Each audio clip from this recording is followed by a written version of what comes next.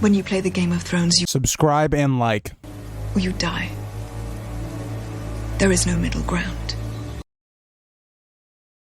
Alright, hello YouTube, and welcome back. We're back to another reaction video, and in today's one, it's going to be another controversial one.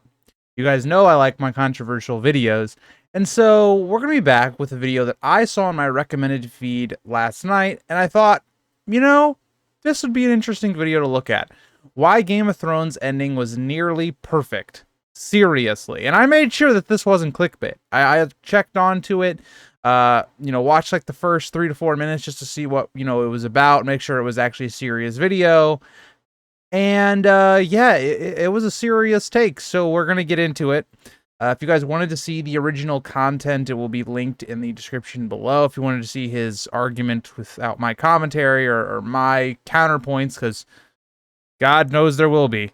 We are in for a interesting ride, let's put it that way. And all that. So again, let's get into it. Let's not idle on this title any longer. I think majority of the community knows how bad Game of Thrones Season 8 is, so this is a very interesting take, but let's put it that way.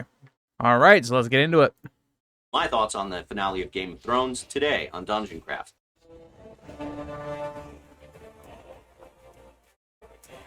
I like the intro. If you enjoy this content, Those are us. Those are the goblins right there. That's the Goblin Nation. Welcome to Dungeon Craft. I'm Professor Dungeon Master, coming to you from Dungeon University, and this channel is about running the ultimate game of Dungeons and Dragons. And today we're talking about the finale of Game of Thrones. The popularity of the Lord of the Rings movies and Game of Thrones, I believe... Also, I do want to point out this video is 4 years old, so this came out, I'm assuming, like, relatively soon after the finale. Just want to throw that out there. This is probably more of, like, I'm assuming his, like, raw take right after watching it, or somewhat close to it. So this is probably not something where it's like it was done a couple years after. I believe is largely responsible for this resurgence in D&D. So today I'm wearing my +1 vest protection because a few weeks ago I did a review of the Avengers and it was not favorable. And it got 2,000 downvotes, and I lost 27. So I wonder which Avengers movie he rated, because depending on which one it was, if it was either the first or Infinity War, and he rated it badly, but then says Game of Thrones Season 8 is good, I'm gonna have some problems. Subscribers, and I have a feeling my thoughts on this video, judging by what I've seen on the internet, it's not going to be popular either. I'm a glutton for punishment, so I'm going to do it again. And the first thing we're going to do is revisit my predictions.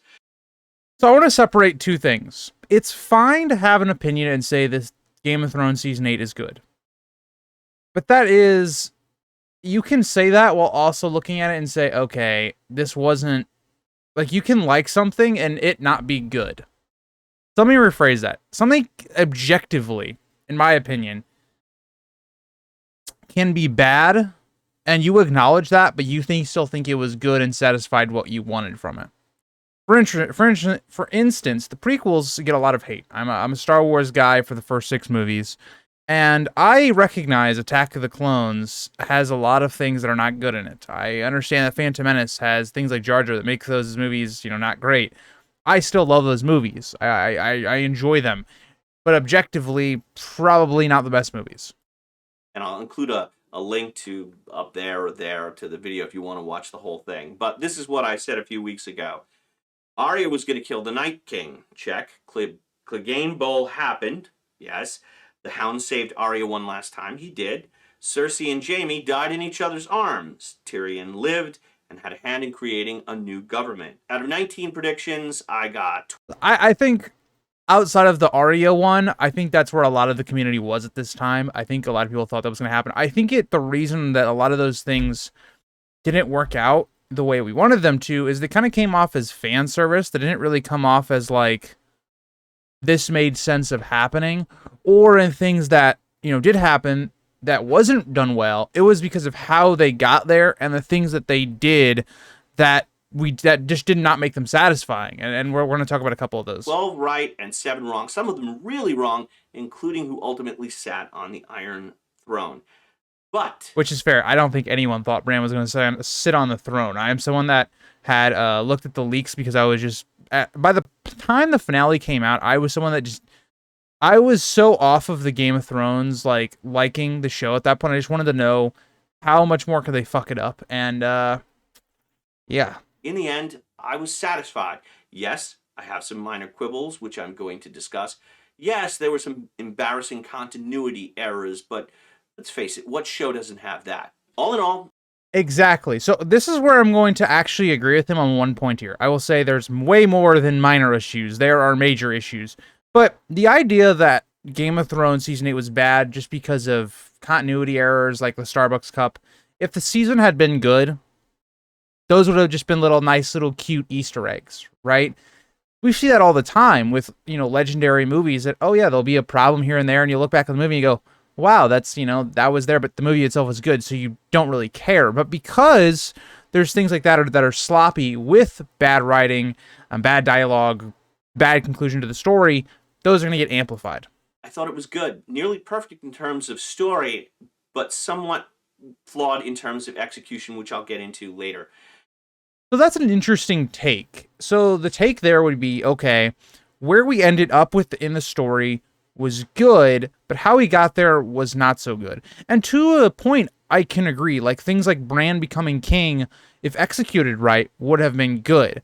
But because that it wasn't built up to, it really wasn't, like, established, it didn't have any meaning, it kind of came off as really hollow. Jon going north of the wall feels really hollow because of how bad his story arc had been to that point. So I actually can't agree to that point that a lot of the ways the story ended wasn't bad, right? I don't think anyone expected Dany to be sitting on the Iron Throne by the end.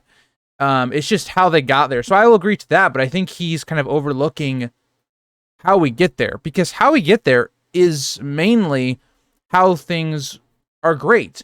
The Red Wedding as an isolated event isn't like anything fantastic, but because of the way everything is built up to it, because of, from season 1 to the end of season 3, it was built to, and it made sense. It was a big payoff to Rob's failing campaign, and it's something that completely changes the show, because now going forward, we're going to have the resulting effects of that, and that's going to be kind of the focus of kind of the next season or two. Of course, it was an ending that had a twist that disappointed a lot of people, particularly parents that named their children Daenerys. But it's my favorite kind of twist, the one that I didn't see coming, but in retrospect, all the clues were there all along. So this is the part when I was looking at this video last night, and whether I thought it was worthy of reacting to, that this point here, I don't know how you come to that conclusion. I just don't. This is like you taking the bullshit Tyrion explanation and the finale and being like, yeah, that makes sense. It's like, no, it was the directors trying to give themselves a cop-out and giving that line to Tyrion, the quote-unquote wise character who hadn't been wise in like 4 seasons up to that point. Daenerys is a character that I personally thought it would be cool to go the Mad Queen route, because there were things there that you could use. They didn't do those things, and then they just threw it in there at the end and was like, well, here you go. Here's a twist. They did The Last Jedi. They were like, you didn't see this coming, did you? And it's like, for me, when I was watching it, I did see it coming, except I thought they were actually going to build up to it and do something with it. They didn't. You cannot argue with me that Daenerys genociding an entire city made sense. Daenerys is someone that goes out of her way to free slaves. She is someone that tries to have a good government so that all of her work doesn't just go to the wayside in Marine. She puts aside her goals of the Iron Throne and going back home for these people. Now, does she make mistakes along the way? Yeah. Is that enough to go, oh yeah, she'll genocide an entire city because of this or that? She blames the people of King's Landing for not backing her when they were being held hostage by Cersei in the finale. That's one of her... There's just no way in hell you can rationalize to me how they treated Dany's character was the biggest betrayal outside of maybe like Jaime's character in the entire show. So we'll see what his rationale is, and then I'll kind of counter. One of my favorite things about George R.R. Martin's writing, if you haven't read the books, is the change of viewpoint characters. The Game of Thrones world is morally gray, and we're always changing viewpoints, seeing events from different viewpoints, and it changes our perception of them. When I first read about Bran being pushed out that window by Jaime, I hated Jaime. And then I sympathized with him. I began to see his redemption arc and his heroic qualities. I felt Completely right. That's how I think 99% of people that read that viewed that. We're going down a dangerous road of trying to compare Jaime's character arc to Dany's character arc, but just having that be, okay, well, Dany goes in this character where she's like the good character, now she's the bad character. You missed a lot of character work in there. If you haven't learned... Okay, let's just continue. compassion, the way he died, protecting his sister. I love that image of them You enjoyed him dying to bricks, and you enjoyed that they betrayed his entire character arc, saying he didn't care about the people of King's Landing, even though that was his entire fucking motivation for killing the Mad King, more or less, just so you could have them die together, which is something that, yes, was foreshadowed. It's something that the people wanted, but they didn't want it in some dumb fuck way where it's like, oh yeah, let's have them just run away and then die to bricks. standing on that map of the world while the world literally crumbles all around them. They came into the world together, they go out of the world together, and I was touched by the scene where Brienne finishes the book and finishes his story and says he died protecting his queen. I know why some people were disappointed. Now, that's not exactly a bad look at it from like, okay, how Jaime's story maybe like looks at the end. But I don't know. The way you look at that and go, oh, well, the ends justify the bullshittery we got to that point. It's like, don't agree. With Cersei's death, because it denies the audience catharsis. We really wanted to see someone stick a knife in her so she could get her comeuppance. But the way I saw it, it was a really miserable death. Her children are dead. Her brothers have abandoned her. Everyone's abandoned her. She has nothing left except the city, and it's destroyed street by this dragon, and all she can do is watch. No, that wrong. The reason people were pissed about Cersei's death is Cersei is a character that has been, through 8 seasons, one of the main villains. She's been a character that's done her horrible actions. She's done the things that have consequences, right? We've seen that as a major thing, with whether that's with season 5, regardless of what you want to say about season 5. By the end of it, she's the one that has to do the Walk of Atonement because of the mistakes she made. And the whole series has been about cause and effect. So Ned makes this decision, loses his head. Robb does this decision, he dies at the Red Wedding. Whatever you want to go with, any character or anything that happens in the story, it has a cause and effect in the early seasons.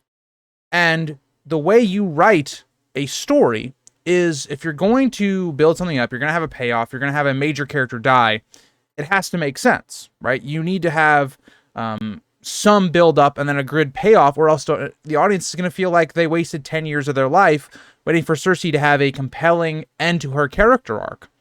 It's like if we go to Darth Vader.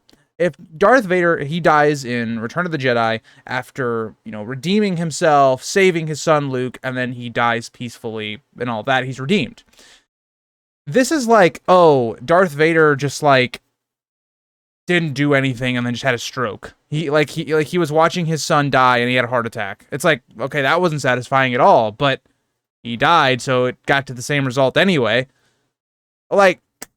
That is such a bad argument. If you want, that is just the opposite of how you write and or do a story. You do not just take a main character and then make their death just awful. It had no real, there was nothing really to it. It was just a death to be a death, to get rid of the character. It didn't tie into any of the other characters that's been involved with it. It wasn't a payoff to anything. It just happened.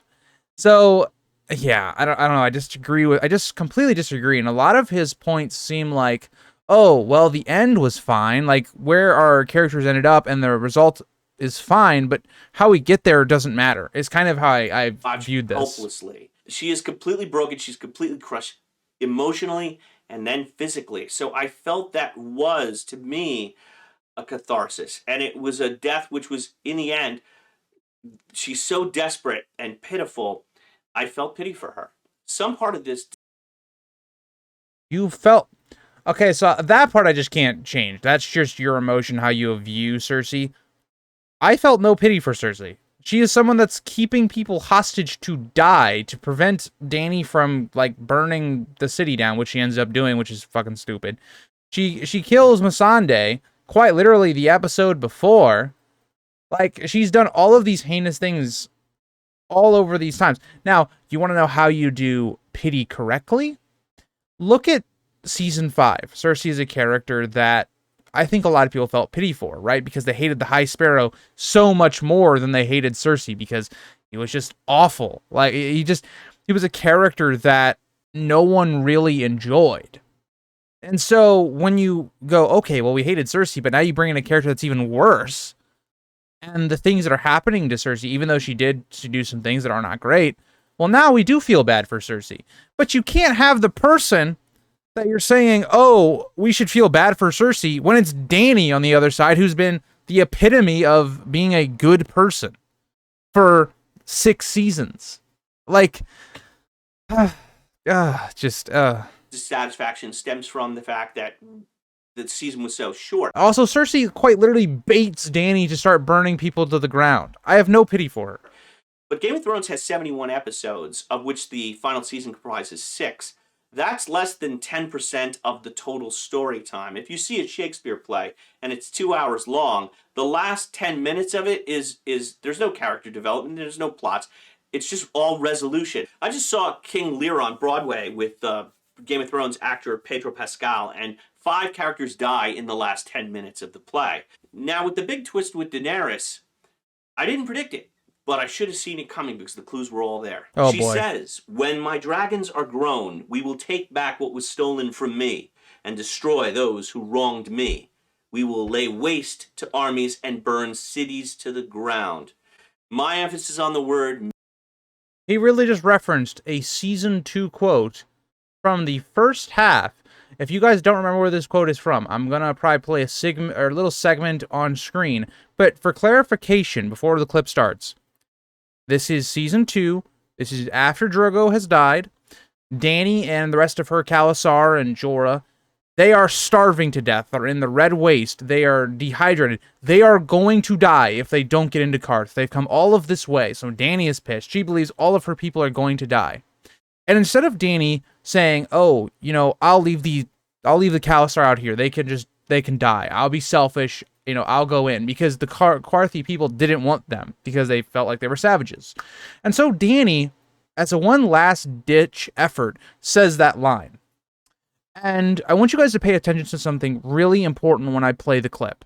Look at Emilia Clarke's acting. Yes, her acting wasn't, you know, anything spectacular in these early seasons, but when she starts doing the line that he's talking about, we're going to burn cities to the ground, notice how she stutters and or like pauses because she's very unsure of what she's going to say. She's not confident in that. It is very much something she's trying to threaten them with, even though she doesn't exactly mean it, because if she doesn't get in, if she doesn't put any type of threat or fear into them, they are going to die. So let's get into the clip. If you do not let us in, all of us will die. Which we shall deeply regret. When my dragons are grown, we will take back what was stolen from me and destroy those who have wronged me. We will lay waste to armies and burn cities to the ground.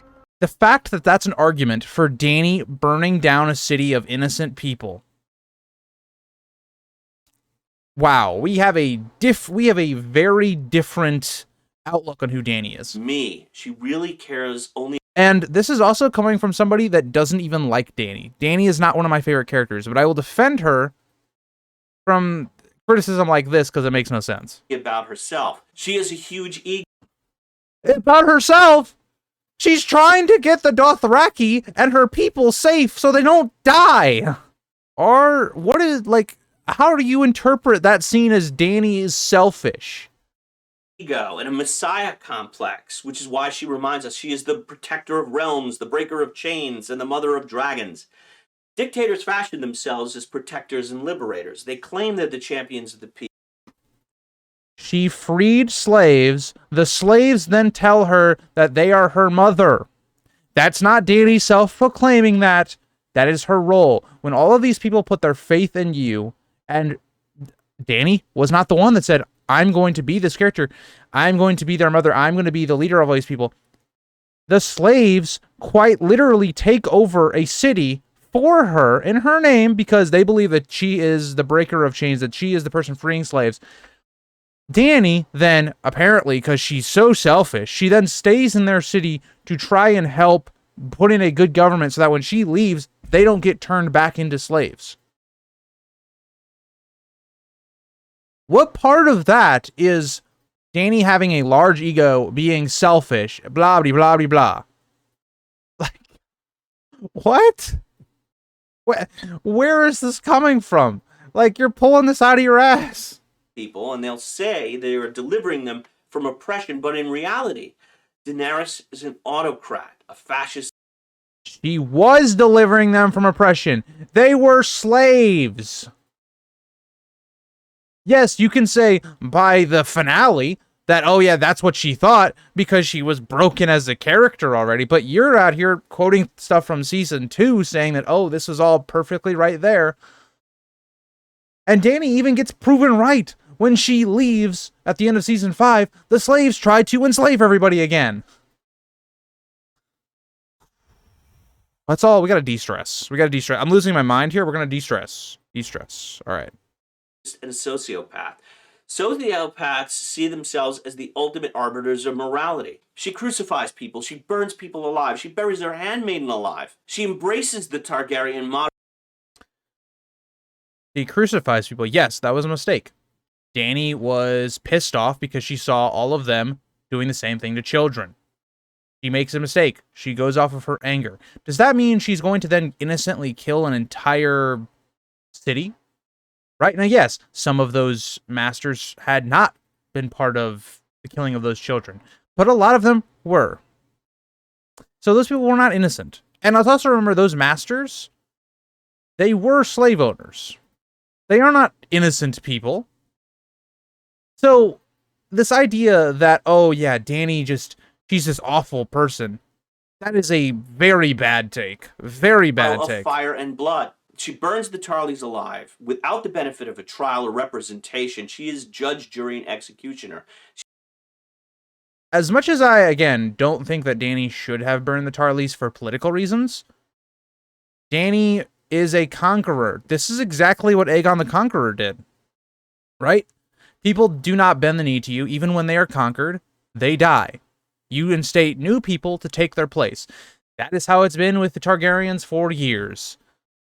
If this had happened with Jaehaerys, if Jaehaerys, the conciliator, had people that would not bend the knee to him and supported somebody else, this is exactly what would have happened. He threatened people with idea. Was Jaehaerys the conciliator mad? No. What do you do when people are not bending the knee to you? When you've conquered them, you do this. What do you mean a jury? Having other people look over on them. They are in rebellion against your claim and your force, and they are not willing to go against you or to go with you. So what's the other option? The other option, there's 3 options you could have done. 1, you could have made them prisoners of war, which I think is probably the option it should have gone for. 2, you could have possibly gone for sending them to the wall. Or 3, you could have just executed them. This is not this moment where, oh yeah, Dany is willing to kill innocent people. She justifies it to Tyrion by saying they chose this, as if she was giving them a choice. But that's just not taking responsibility. She did give them a choice. She said, you can bend the knee, or you can die. And that's very reasonable, in my opinion. Seeing as though all the people that went in against her actually got to join her army and things like that. Yes, it was built on fear and things like that because Dany had won. That's normal concept here. Are we going to talk about that Tywin is now mad because he would have done worse than Dany in this situation? For her actions. She did have a choice. She chose to burn them. Yes, she freed slaves. But look, the Bolsheviks, Mao, Stalin, Che Guevara, Fidel Castro, and every other tyrant fashioned themselves as the breakers of chains and the champions of the common people. But eventually, they end up totalitarian, and their regimes end up worse than the ones. We really just compare Stalin to Dany. Stalin, who killed millions, billions, I don't even know how many people, sent them to camps, labor camps, things like that. Dany didn't do any of those things. She freed people that were legitimately in slavery. It's not like, oh, there's this idea that, oh, they may have been... No, shit, they were slaves. Dany Abraham Lincoln, Marine, the Slaver's Bay, outlawed slavery. What points you to thinking that Dany all of a sudden is now... Like, is Robb Stark wrong for killing Rickard Karstark because he executed someone? He didn't give Rickard Karstark an option. And both of those were basically treason. Rhaenys Tarly commits treason in Dany's eyes because she will not bend the knee. Or he will not bend the knee. Oh my, I didn't think I would defend Dany this much. That's the brilliance of Martin's writing. Because she's whoa, no. Don't throw Martin's writing into this. Don't throw Martin's writing. Martin didn't like... Don't throw Martin's writing into it. That's a slap in the face. Don't even go there. This is D&D. Martin had nothing to do with it. Viewpoint character, we get into her head and we start rooting for her. We cheer for her as she crucifies people and burns others to death. The people behind her were slaves who were basically calling a Dany a whore, calling her this foreign person, and who was quite literally castrating the Unsullied and making them kill babies. Are you kidding me right now? We're really going to sit here and say, oh, this is Dany doing a bad action. This is just us rooting for someone because we like her, like this is Breaking Bad or something? We assume it's hyperbole when she says she's going to burn cities. Like Tyrion and Jon Snow were beguiled by her because of her charm and her beauty. And like them, we realize too late that she's a tyrant. For many people, this came out of nowhere, like that scene in The Bells where she nukes everybody, and people said she went all Mad Queen. She didn't go Mad Queen. Covered this enough. I can't. That was deliberately planned. Tyrion asked her to wait. No, it wasn't. I could tell you right now, that wasn't planned. If that was planned from the early seasons, there would have been much more given there. There was not. If there was a plan there, they would have made... some of the other causes that you would have looked at that he pointed to a little bit more sympathetic and given them more reason to their actions.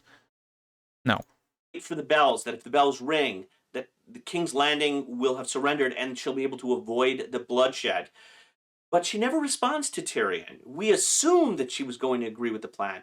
But in fact, she was planning to nuke the people all along. Being betrayed by Varys, Tyrion, Jon did not push her over the edge. It merely confirmed what she already thought and knew at that Winterfell celebration, that she couldn't rule through love like Jon could. She could only rule through fear. This is reflected in the... So, I will say, it's not a bad take, except for the show didn't do it right. What is something I talked about with Winds of Winter that's going to be present, is that when Dany comes over, she's not going to be viewed as she was in Essos. Whereas in Essos, she is someone that, is a liberator. She brought over... She's someone that freed slaves. She's someone that's very inspirational for women and people and the slaves all over in Essos. Whereas when she comes over in Westeros, it's a very different landscape. Westeros, you're going to have her being viewed as a foreign conqueror or a dictator, like he's kind of suggesting. Because that's the outside point of view. These people are not going to know Dany. She's going to be bringing over the Khalasar, the Unsullied, all these foreign armies that Westeros is racist towards. And so you also have then young Griff, who is going to be this character that is going to be looking like the actual true Targaryen heir to the throne, and you're going to be, again, in a situation where all the propaganda will be against Dany. So Dany will have to deal with that issue. But again, we're pointing towards this idea that Dany, because of Jon getting love at Winterfell, which is his home, by the way, and is literally... all of that. Like, Dany still has plenty of people that love her and stuff like that. Now, if they had dove deeper into that issue, especially if we had looked at, like, when Cersei, right, this is how she gets Rhaenys Tarly to go to her side. If they had, like, dove into this more in Season 7, Season 6, Season 5, yeah, this payoff would have made sense. But you just pointing towards, oh, during the celebration, Dany kind of looks alone. That's not enough for me to sit here and go, oh yeah, Dany was quite fine with burning the entire like city. And here's the other thing: if Dany's gonna rule with fear, that doesn't mean she burns the whole fucking city down. Like, she could just as easily have gone to the Red Keep and like burned where Cersei was, and that would have installed enough fear. You having a dragon is enough fear over the people as it is. Look at the people in the north at the beginning of season 8. They already have that fear because they, you know, the last time they knelt was to the dragons. It's just a awful argument. The imagery where she's gone from wearing white gowns symbolizing her innocence to full black leather dominatrix wear with back devil wings. So Jon had no choice but to kill. Or, this is why that was actually done, is because the black color is traditionally, especially the black with the red Targaryen sigil, is Targaryen colors. It's Martin's answer to everyone who expected a happy ending. Game of Thrones was never heroic fantasy. It was always a tragedy, and it needs to have a tragic ending. And Jon knifing Daenerys, it's operatic, and it's the only ending that could have occurred. It's the most tragic ending. I agree to the point that Game of Thrones needed to have kind of a tragic or bittersweet ending, and again, he keeps referencing Martin, like Martin had really anything to do with Season 8. Yes, there might have been a plot point here and there that he had told D&D, but this was all D&D for the most part.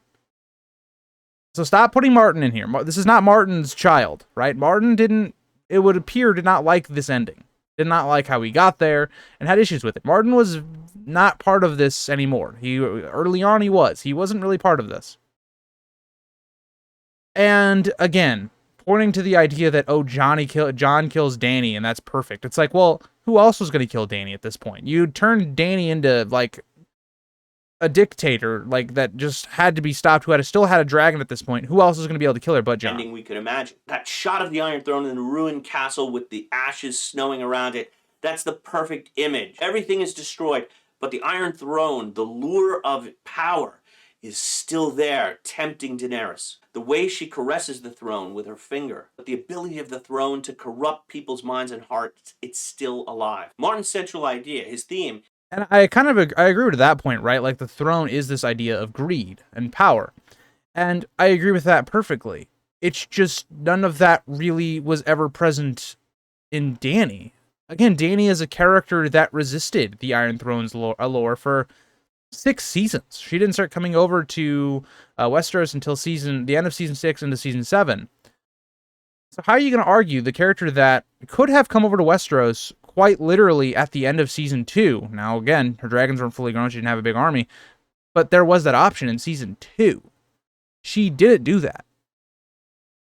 Is that absolute power corrupts absolutely. That's why Drogon destroys the throne, because he realizes at a primal level that it was Daenerys' thirst for power, her desire for that. Okay, except this was cheesy as hell, and how would Drogon know everything you're talking about here? Even if Dany and Drogon had this relationship that House of the Dragon introduces, Dany is now dead. And why wouldn't Drogon kill Jon? It makes no sense. Throne makes no ultimately sense. Destroyed her. They wanted this symbolic moment like he's talking about, but it made no sense how they did it. Snow. We should have also expected the end. If you've read Joseph Campbell's The Hero with a Thousand Faces, Jon is the Campbellian monomyth character, right? He has the hero's journey. Martin is a big fan of saying he wanted to smash the Campbellian monomyth, and he kind of does that with killing Ned early on in book 1. But Jon is definitely following the hero's journey. He goes on a journey. He meets a mentor, Mormont, who gives him the sword, a boon, Valyrian steel. He crosses the threshold when he leaves the wall and goes beyond it and encounters the wildlings. He goes on a road of trials. He's killed. He's resurrected. He eventually triumphs. But he can't go home again because he's been changed. In the Campbellian monomyth, either the hero... Okay. Jon didn't have a character arc since the end of season 5. Jon quite literally came back as a robot after season 6. So I don't know where we're going with this whole argument here, but here's how I'm going to simply put it. Jon was not a character by the end of the show. I was somebody that didn't give a shit about Jon. I think most people didn't really care about Jon by the end of it. He wasn't even, like, he just wasn't a character anymore. He didn't have anything that was interesting about him. He had no character conflicts. He had no character growth. And this idea that Jon is a hero is like, yes, I agree to it, but we're also kind of going past some of the things that made Jon interesting, like some of the decisions he has to make in season 5. Kind of go against that to a degree. We see him having to kill Corrin Halfhand. He's not as just black and white as a hero as that's going on here. Chooses not to stay home, or is rejected by the very people he tried to save, and that's what happens to Jon. Like Frodo at the end of Lord of the Rings, the movie. Jon is not rejected by the people. Jon is forced to go to the wall because of Grey Worm and the Unsullied, because he kills Dany. The cause and effect here should have been, if we're going to go down this road that Jon kills Dany, Jon should have been executed then by the Unsullied. If we're going to go off of basic cause and effect, Jon kills someone and is caught. Jon should then die. Instead, Jon gets to go to the wall because that's what he wanted. It didn't even make any sense anyway. The wall was already shattered, so that was just stupid as a whole. And also, Jon at any point could have just said, nah, fuck that. As soon as the Unsullied leave and go to Essos, Jon could have just said whatever. Like, they're not coming back. Like, yeah. Movie, he says, Sam, we saved the Shire, but not for me. And that's why Frodo joins Elrond and Gandalf and sails across the sea. Similarly, Jon is exiled north, but I'm not even sure that that's a sad ending for him. He was always at home with the wildlings more than the civilized people. And from what he's seen of all the carnage, I don't think he ever wanted to be king. Moreover, he knows that Wait. Of course he didn't want to be king. That was his line for the last 2 seasons. He says, I don't want it. That's one of his 3 lines. He didn't want to be king. But you're right. But he's right. Like, Jon, this was a happy ending for Jon. And it's whatever, right? I think there's so many elements of Jon that could have been explored, whether him coming back from death, how that affected him, what comes after death. That's a really interesting conversation that could have been brought to the table that just wasn't. I think why people do not like Jon, and why I don't like Jon, end of his character, is that he was one note. He didn't really do anything. He wasn't a character that was enjoyable, that anyone could really relate to. He was kind of, by this point, the Rey of Game of Thrones, where Jon really couldn't do any wrong, really. it's only by stepping down and breaking that cycle that will really break the wheel. If Jon and Dany had had a happy ending and they had had a bunch of children, this blood feud would continue. And there'd be no reason, if we ended it there, right where it began with the Targaryen on the throne, then the cycle would just repeat itself. Again, and no one's arguing that this is not an argument as to why people didn't like the ending of the show.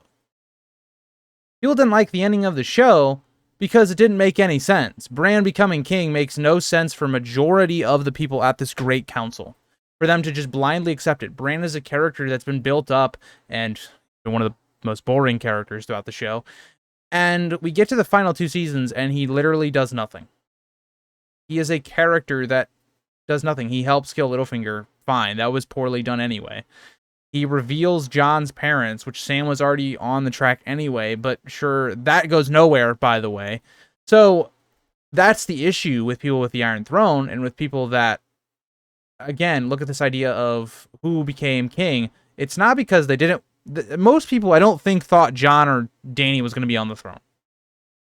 It's the way that they executed it and made Bran the king, and how nobody cares that Bran became king. Like, the Prince of Dorne, why would he want Bran to be king? Why would Asha want Bran to be king? Why would any of these people want Bran to be king? Especially when you look at all of the Starks gaining all of this power everywhere. For it really to be meaningful and impactful, it had to end that way, with the cycle being broken. And Jon Snow was the only one who could have done it. As for Bran becoming king, the first thing I did when the show ended was I went to my bookshelf and I pulled off this copy of Game of Thrones, my old copy, and I looked at the first viewpoint character, and it was Bran. The books start with Bran and end with Bran. The story has come full circle. The predominant story in the books is the story of the Stark children, and they start as nobles. And I'm trying to be level-headed, but this man's pissing me off. Like, don't reference the books when you're talking about why Bran became king in season 8 of the show, when they were not... George R. R. Martin was not part of this. Yes, maybe George R. R. Martin had told them that, oh yeah, Bran becomes king, but what did they do to build it up for the last 3 seasons? Fuck all. Like, saying, oh, the story has come to its conclusion with Bran being the first POV.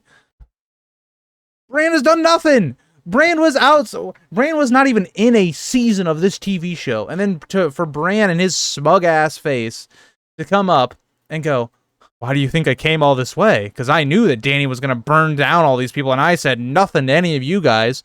Yeah, I'm here just to take my throne, you know, and I did nothing to do it. I didn't help against the Night King at all, but here I am. And they lose everything. They lose their father, their mother, their brother. They lose their castle. They're ground down. They're forced into servitude, into slavery, and they come back. It is a comeback story of how the Starks rise again, stronger than they were before.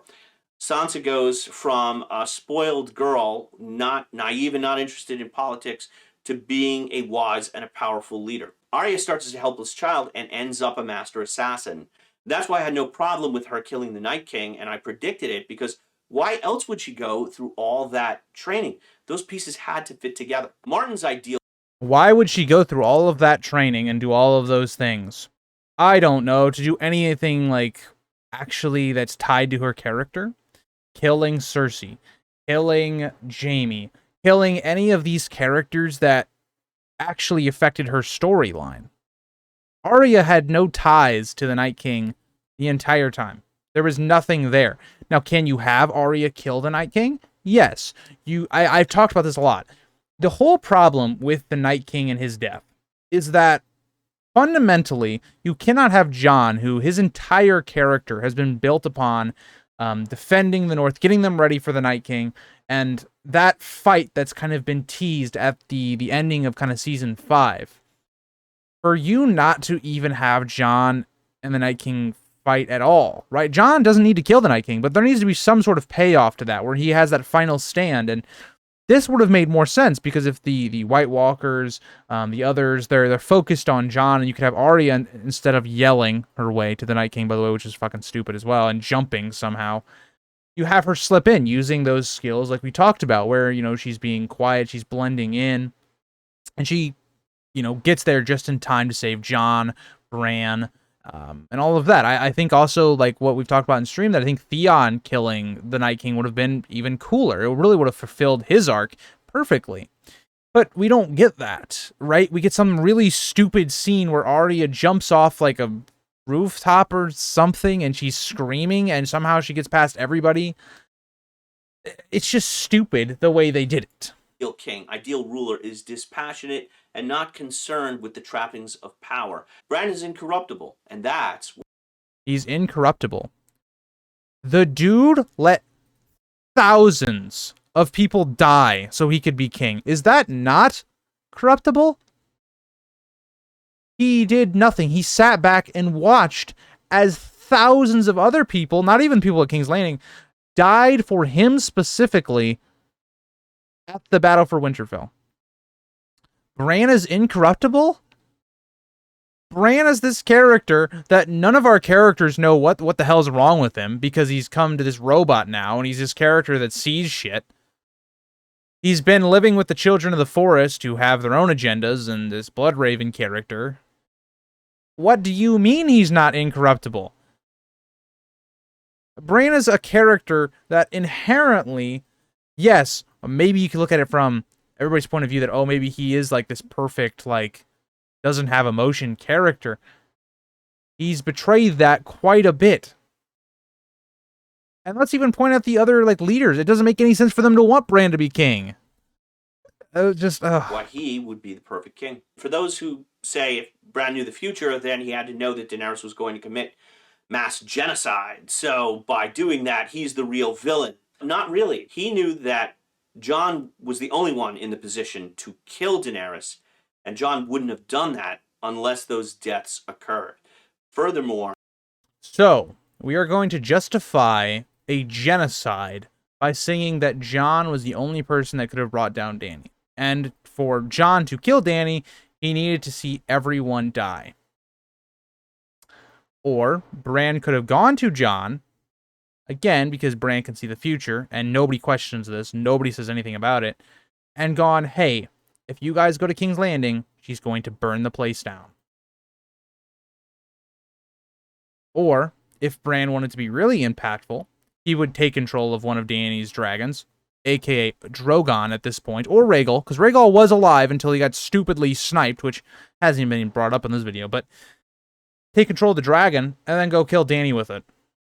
Just go eat her. Like, she's a person too. She's not a dragon. Like, you can just kill her. Just kill her. And then Bran, if you're Bran, right, you can say, oh, her dragon turned on her. Oh, well. Like, what do you mean? What? And then it's like, oh, well, Jon would have became king. Jon didn't want to be king. Jon would not have done that. I think Jon would have done the exact same thing they ended up doing at Great Council anyway, and Jon would have said, I'm not being king. The three-eyed raven can see far into the future all the peaceful lives that will be created because of Jon's decision. All right, so my criticisms.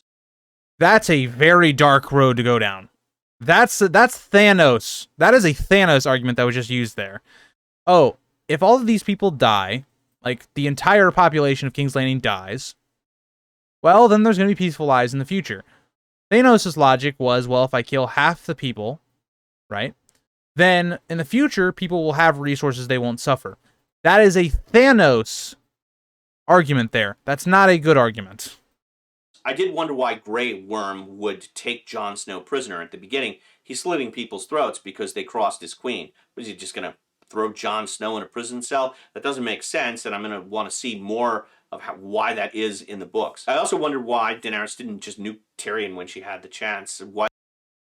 I think this guy is getting very confused with how much George R. R. Martin was involved in the show, because he very much is giving off the vibe of the show ending is going to be the exact same as the book ending. Like, oh, I can't wait to see how this happens in the book. Like, probably not going to happen that way in the book, and there's a lot of characters that are still alive or dead that are in the books to make it to where it's not going to be similar at all.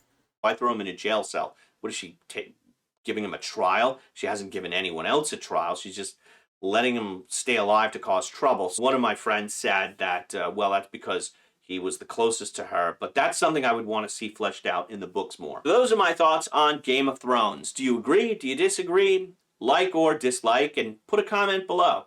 If you haven't subscribed to this channel, there's so much he didn't even talk about in this video about why Game of Thrones Season 8 was bad, or the ending specifically, that was not even covered in this, or not even touched upon, like Sansa just all of a sudden getting the North, but then the Greyjoys are forgotten about, or things like Bran being Lord of Highgarden and being on the council. The reasoning as to why people elected Bran as king, which is one of the biggest arguments why people didn't like the season.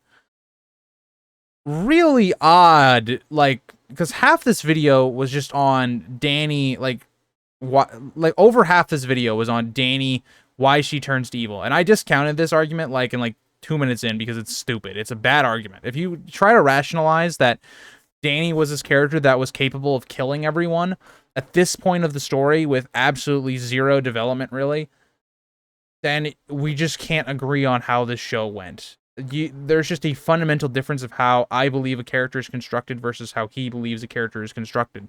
I mean, this was a 12-minute video, and the recording is 47 minutes long, because I'm very passionate on the way these characters are crafted, and you cannot just straight up out of nowhere say, oh yeah, Dany is definitely capable of this. I just didn't see it, guys. It was just like the Red Wedding, you know? Like, I didn't see all the signs. They weren't there. It's like, yes and no. The Red Wedding, like, had all of the signs, like, perfectly laid out. It makes you feel stupid when you reread it, and you're like, wow, I didn't see this coming. Dany at no point gave those signs. She makes mistakes, but that is just not, that's not the same as her intentionally killing, genociding an entire population. So that is my spiel. I thought, you know, I don't know how I kind of came off very negative in this video, and it's hard not to when there was just arguments in this video over, you know, characters I've loved and covered for so long, and I, you know, deeply enjoy what George R. R. Martin's done with their characters, and even what D&D did with their characters early on in the show. The fact that some people try to defend the show when it clearly had no idea what it was doing, and some of the arguments that are used in this video are absolutely awful. I think the first, the one where he tries to use the idea of the season 2 quote with Dany and then not taking into account what the atmosphere was, what was going on there, why would she say these things, and even looking at the acting and how that was supposed to be portrayed, it's just mind-boggling to me. It's like grasping at straws trying to defend the show when there wasn't really any straws to begin with. So, yeah. Thank you guys all for watching, and I'll see you guys all in the next one. Bye, guys.